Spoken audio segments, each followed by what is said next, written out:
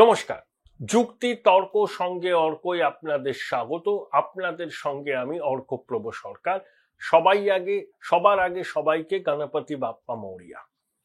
দেখুন, জবে থেকে এসআইআর লাগু করার সিদ্ধান্ত নির্বাচন কমিশন নিয়েছে বিহারের ক্ষেত্রে, সেদিন থেকেই গেল রব উঠেছে আইএনডিআইএ জোটের শরিক দলগুলোর এবং অনেক এনজিও রাস্তায় নেমে পড়েছে, আদালতের দ্বারস্থ হয়েছে, মানুষের ভোটাধিকার কেড়ে নেওয়া হচ্ছে।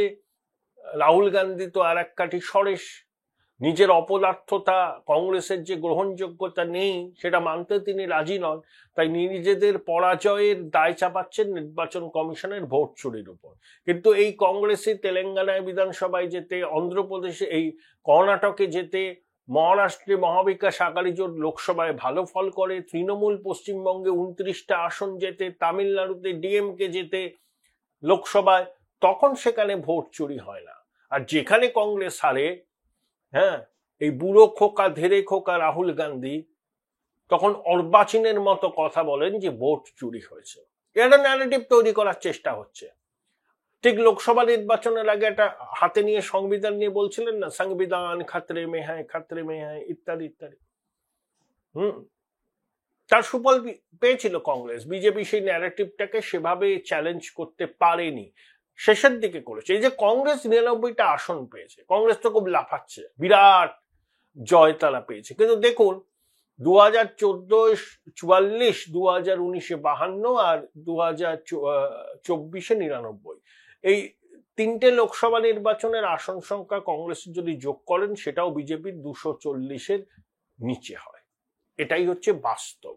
আর যে 99টা আসন কংগ্রেস পেয়েছে না, তার মধ্যে দেখুন তামিলনাড়ুতে ডিএমকের সঙ্গে জোট করে পেয়েছে, ওদিকে উত্তরপ্রদেশে অখিলেশের সঙ্গে জোট করে অনেক আসন পেয়েছে, মহারাষ্ট্রে মহাবিকাশ আঘাড়ি, ওখানে শিবসেনা, উদ্ধব, এনসিপি, শরদ পাওয়ার এবং কংগ্রেসের জোট ছিল, তার সুফল পেয়েছে। শুধুমাত্র রাজস্থান এবং হরিয়ানায় কংগ্রেস বিজেপির সঙ্গে সমান তালে লড়াই করেছে, কিন্তু গুজরাট, মধ্যপ্রদেশ, ছত্তিশগড়, ওইসব জায়গায়, উড়িষ্যায় কংগ্রেস ধুয়ে মুছে সাফ হয়ে গেছে বিজেপির সঙ্গে সম্মুখ সমরে। তাই কংগ্রেস 99টা আসন পেয়ে মনে করছে যে তারা ক্ষমতায় এসে গেছে। তার অনেকটার কৃতিত্ব হচ্ছে কংগ্রেসের শরিক দলগুলোর উপর। শরিকদের ঘাড়ে ভর করে কংগ্রেসের 99টা আসন পেয়ে এখন শ্লাঘা বোধ করছেন। যাই হোক, কিন্তু নির্বাচন কমিশনকে মমতা বন্দ্যোপাধ্যায় বলছেন যে অমিত শাহ দালাল, ললিপপ নিয়ে থাকবেন না। রাহুল গান্ধী হুমকি দিচ্ছেন তারা ক্ষমতা আসলে নির্বাচন কমিশনারদের আইনের আওতায় আনা হবে। ডিএমকে বলছে, সমাজবাদী পার্টি বলছে, পরাজয় মানতে এত এদের ব্যথা। আসলে এরা তো প্রিভিলেজ ক্লাস, সবসময় ভাবে যে দেশ শাসন করা, রাজ্য শাসন করা এদের অধিকার, আর কি পরিবার দত্ত অধিকার। সেটা যখন হচ্ছে না, পথের ধুলো মেখে মানুষের কাছে যেতে হচ্ছে, মানুষ প্রত্যাখ্যান করছে, সেইটা যখন মানতে পারছে না, তখন নির্বাচন কমিশনের ঘাড়ে দোষ চাপাচ্ছে। তা নির্বাচন কমিশন কিন্তু ওই চুপচাপ বসে থাকার পাত্র নয়। আমরা দেখেছি যে এক রবিবার শুরু দুপুরে দেশের প্রধান নির্বাচন কমিশনার জ্ঞানেশ কুমার 1.5 ঘন্টা সাংবাদিক বৈঠক করলেন, সবার প্রশ্নের উত্তর দিলেন, নিজেদের অবস্থান স্পষ্ট করে ব্যাখ্যা করলেন। যারা বলছিলেন যে কর্ণাটকের একটা কেন্দ্রের মহাবালিপুরমের বিধানসভার ভোটে ব্যাপক কারচুপি হয়েছে, কমিশন বলেছিল যে এফআইআর, এই হলফনামা দিন, যদি হলফনামা না দেন তাহলে ক্ষমা চান, বিভ্রান্তি ছড়াবার জন্য। রাহুল গান্ধী হলফনামা দেবার মুরদ নেই। এদিকে সিএসডিএস এর যিনি কর্ণধার ছিলেন, তিনি এক্স স্যান্ডেল একটা পোস্ট করেছিলেন মহারাষ্ট্রের নির্বাচন নিয়ে। পরে তিনিই বলেছিলেন যে ডেটা কালেকশন যেটা হয়েছিল সেটা সঠিক হয়নি এবং তার যে পোস্ট সেটা ভুল, ও তার এগেনস্টে মামলা মকদ্দমা। Just a different thing. CSDS Lokniti, তারপরে রাহুলের যে নিজস্ব নেটওয়ার্ক, তা নিয়ে যেসব দাবি উনি করছেন, এই দাবির প্রতি নিজে যদি একেবারে নিশ্চিত হতেন তাহলে হলফনামা দাখিল করতেন। কিন্তু হলফনামা দিতে রাহুল ভয় পাচ্ছেন, কারণ তিনি জানেন যে সত্যিটা সামনে চলে আসবে, কংগ্রেসের দুর্বলতা জনসমক্ষে প্রকাশ হয়ে যাবে, তখন হারের দায়ভার আর এরোর ঘাড়ে চাপিয়ে দিতে পারবে না। এই প্রেক্ষিতে নির্বাচন কমিশনও অনেকগুলো পদক্ষেপ নিতে চলেছে। এক, তারা কিন্তু দেশের মানুষকে, ভোটারদের কাছে জানতে চাইবে যে মৃত ভোটারদের নাম ভোটার তালিকা থেকে বাদ দেওয়ার যে উদ্যোগ কমিশন নিচ্ছে সেটাকে কি আপনারা সমর্থন করেন? 2, ভোটার তালিকায় বিদেশি নাগরিকের নাম থাকা কি আপনারা সমর্থন করেন? 3, স্পেশাল ইন্টেনসিভ রিভিশন কমিশনের সাংবিধানিক অধিকার, সেই অধিকার প্রয়োগ করে কমিশন বিহারের নির্বাচনের আগে ভোটার তালিকাকে সংশোধন করতে চাইছে, এই উদ্যোগকে মানুষ সমর্থন করেন? 4, মৃত ভোটার, একাধিক জায়গায় নাম আছে এমন ভোটার, একজন মানুষ একটি জায়গায় ছিলেন, 20 বছর আগে সেই জায়গা ছেড়ে চলে গিয়ে অন্য জায়গাতে থাকছেন, সেখানে নাম তুলেছেন, তার নামটাও আবার নেটিভ প্লেসে আছে, দুটো জায়গাতে একজন ভোটারের নাম থাকা আপনারা কি সমর্থন করেন? জনগণের কাছে এরকম অনেকগুলো প্রশ্ন নিয়ে নির্বাচন কমিশন যাবে। হয় তারা সমাজ মাধ্যমে মানুষের মতামত জানবে, অনলাইন পোল হতে পারে, সংবাদপত্রে নির্বাচন কমিশন তাদের মতামত জানিয়ে মানুষের মত জানতে পারে। কারণ একটা সাংবিধানিক প্রতিষ্ঠানকে কালিমালিপ্ত করার জন্য সচেষ্ট হয়েছেন ধেরে খোকা রাহুল, পশুখাদ্য চোর লালুর ছেলে তেজস্বী, INDIA জোটের অন্যরা।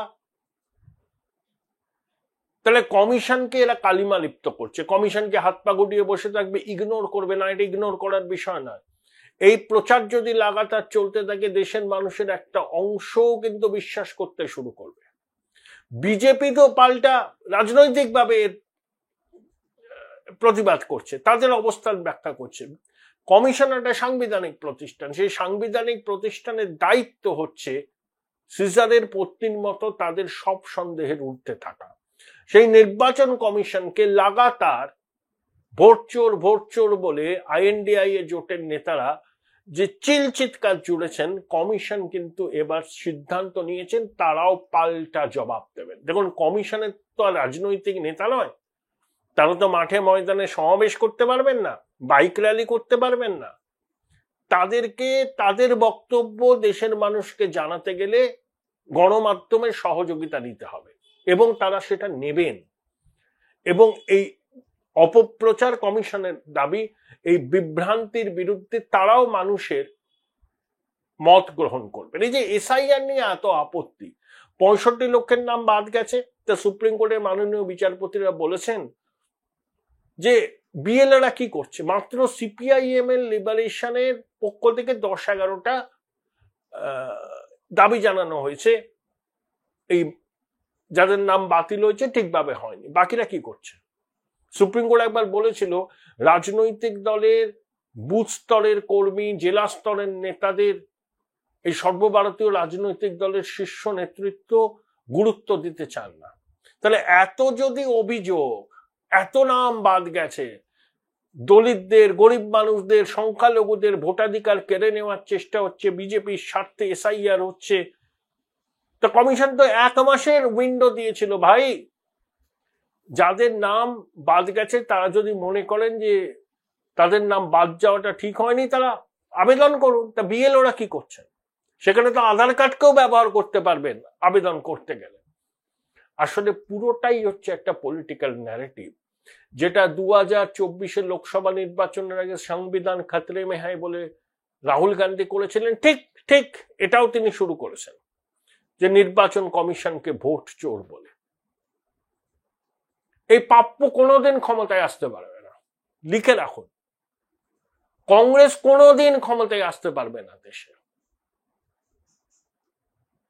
অমিত শাহ বলেছেন যে আগামী 40 বছর বিজেপি বা NDA ক্ষমতায় থাকবে। ধেলে খোকা কি বলছে জানেন? ভোট চুরি করে থাকবে।